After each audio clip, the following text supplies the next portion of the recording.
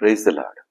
యేసయ్య అతి పరిశుద్ధమైన నామములో మీ అందరికీ వందనాలు. ఈ దిన లేఖన భాగము దావీదు రాసిన కీర్తన 103వ కీర్తన 2వ వచనము చదువుతున్నాను.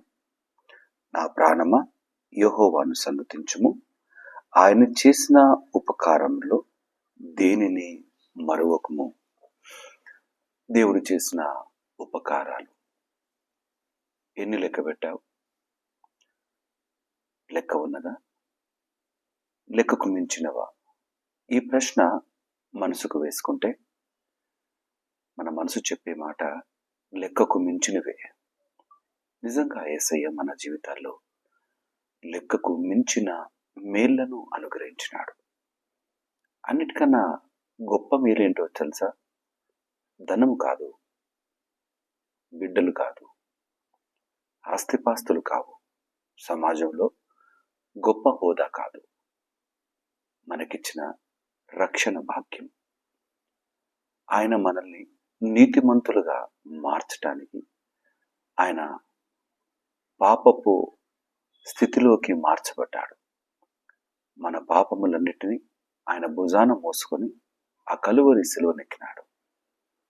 ఇంటి చక్కటి ఉపకారం, మేలును ఏ విధంగా మర్చిపోతాం? జ్ఞాపకం పెట్టుకున్నప్పుడు ఆయనను కృతజ్ఞత స్తుతులు చెల్లిస్తాం, ఆయన్ను సన్నుతిస్తాం, మనసారా వందనాలు చెల్లిస్తాం. ఆయనతోనే కలిగి ప్రయాణం ముందు కొనసాగుతాం. ఎవరైనా మేలు చేసినప్పుడు ఆ మేలు వెనకాల కూడా స్వార్థం దాగి ఉంటుంది. వారొకసారి మనకు మేలు చేస్తే తిరిగి వారికి మనం మళ్ళీ ఏదైనా పని చేసి పెట్టాలి. కానీ దేవుని సన్నిధానంలో ఆయన మనకు చేసిన ఈ గొప్ప కార్యం, ఇచ్చిన ఈ గొప్ప రక్షణకు మారుగా ఏమివ్వగలం? ఏమిచ్చి కృతజ్ఞతలు చెల్లించగలం? ఆయన చేసిన ఉపకారంలో దేనిని కూడా మరువని వారముగా ఆయన స్తుతించి ఘనపరిచే బ్రతుకుల్లో ఉండాలి. ఎంత నమ్మకమైన దేవుడు కదా! ఎంత నమ్మకమైన వాడు మన జీవితాల్లో ఇటు మేళ్లను జరిగించినాడు. చాలాసార్లు మర్చిపోతున్నాం, మర్చిపోయి ఆయనకు ఆ కృతజ్ఞత చెల్లించడం మానేస్తున్నాం. ఆయన చేసిన మేళ్లను మరవడమే కాదు, ఏమంటున్నామంటే దేవుడు నాకేం చేశాడు, దేవుడు నాకు అన్యాయం చేసినాడు అంటూ చాలాసార్లు ఆయన మీద నేరం మోపుతాం. నేరం మోపే బ్రతుకుగా నిజంగా అంత దారుణంగా ఆయన మనల్ని చేసినాడా? కీడు వెనకల ఆశీర్వాదాన్ని పంపేవాడు ఆయన.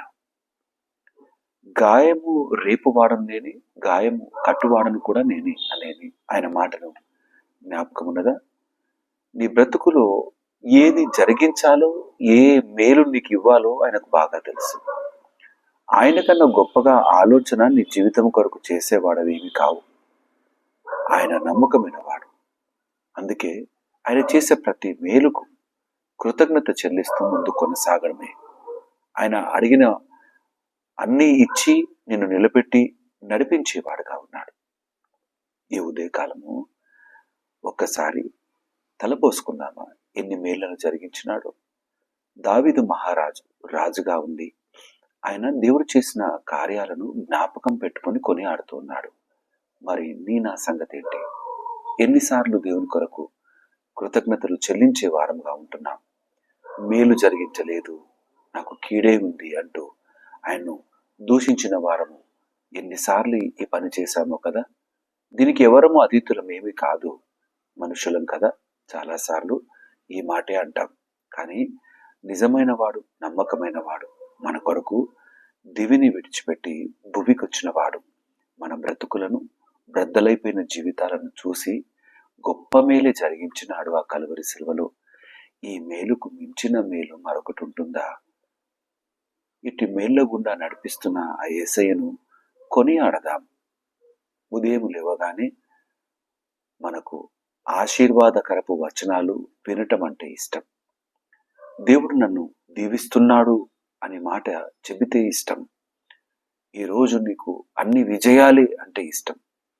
మరి ఇచ్చిన విజయానికి, ఇది వరకు నీకు చూపించిన గొప్ప కార్యాలకు ఏం చేస్తున్నావు?